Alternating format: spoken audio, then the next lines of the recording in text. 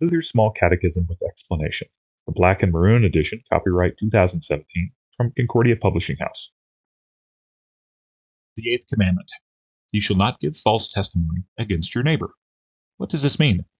We should fear and love God so that we do not tell lies about our neighbor, betray him, slander him, or hurt his reputation, but defend him, speak well of him, and explain everything in the kindest way.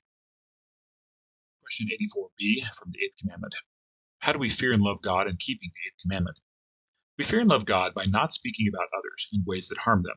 Harmful speech includes B, betraying our neighbors by making public their private faults or secrets. 250 Proverbs 11:13. Whoever goes about slandering reveals secrets, but he who is trustworthy in spirit keeps a thing covered. Read 1 Samuel 22:6-19, about how Ahimelech was betrayed and Judas betrayed of Jesus in Matthew 26:14-16. 1 Samuel 22:6-19. Now Saul heard that David was discovered, and the men who were with him. Saul was sitting at Gibeah under the tamarisk tree on the height with a spear in his hand, and all his servants were standing about him. And Saul said to his servants who stood about him, Hear now, people of Benjamin, will the son of Jesse give every one of you fields and vineyards? Will he make you all commanders of thousands and commanders of hundreds? That all of you have conspired against me? No one discloses to me when my son makes a covenant with the son of Jesse. None of you is sorry for me or discloses to me that my son has stirred up my servant against me, to lie in wait, as at this day. Then answered Doeg the Edomite, who stood by the servants of Saul, I saw the son of Jesse coming to Nob, to Ahimelech the son of Tub, and he inquired of the Lord for him, and gave him provisions, and gave him the sword of Goliath the Philistine. Then the king sent to summon Ahimelech, the priest of the son of Tub, and all his father's house, the priests who were at Nob, and all of them came to the king. Saul said, Hear now, son of Tub. And he answered, Here I am, my lord. And Saul said to him, Why have you conspired against me, you and the son of Jesse, in that you have given him bread and a sword, and have inquired of God for him, so that he has risen against me, to lie in wait, as at this day? Then Ahimelech answered the king, And who among all your servants is so faithful as David, who is the king's son-in-law, and captain over your bodyguard, and honored in your house? Is today the first time that I have inquired of God for him? No, let not the king impute anything to his servant, or to all the house of my father, for your servant has known nothing of all this, much or little. The king said, You shall surely die, Ahimelech, you and all your father's house. The king said to the guard who stood about him, Turn and kill the priests of the Lord, because their hand also is with David. And they knew that he fled and did not disclose it to me. The servants of the king would not put out their hand to strike the priests of the Lord.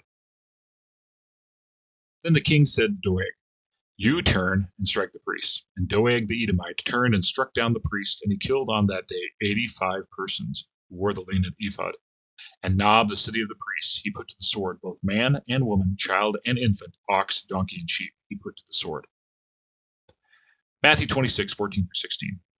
Then one of the 12, whose name was Judas Iscariot, went to the chief priests and said, What will you give me if I deliver him over to you?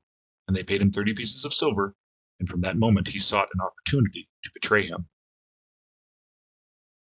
What does this mean?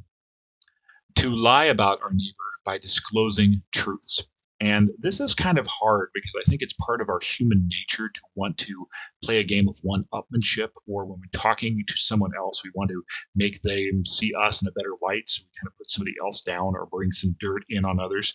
I know there's a phrase that says about, hey, I want to have you spill the tea on somebody. I want to hear the bad news. I want to hear the gossip that goes on. And I think this is important for us as Christians to kind of try to curb our tongue to control this, and to speak well of our neighbor, even if we don't like them, even if they're our enemy, to speak well of them and everything in the kindest way. The other is to not divulge things that are of sensitive nature, even though you might divulge things of that are of general nature of something in a conversation. So somebody comes up to you and says, well, who are you talking with?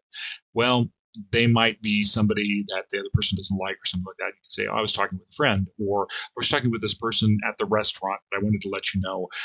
Or you can even say, too, if it's a private conversation, like, well, we were having a private conversation. It didn't include you, so it wasn't about you or something like that. You can go about your business. This is important to know because I think so oftentimes we try to hide things.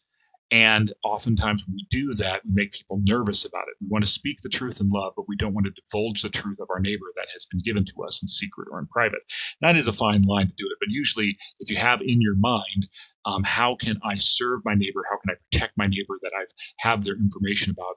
That usually is a good guide to help you when you start speaking with others. The Lord bless your day as well as your week.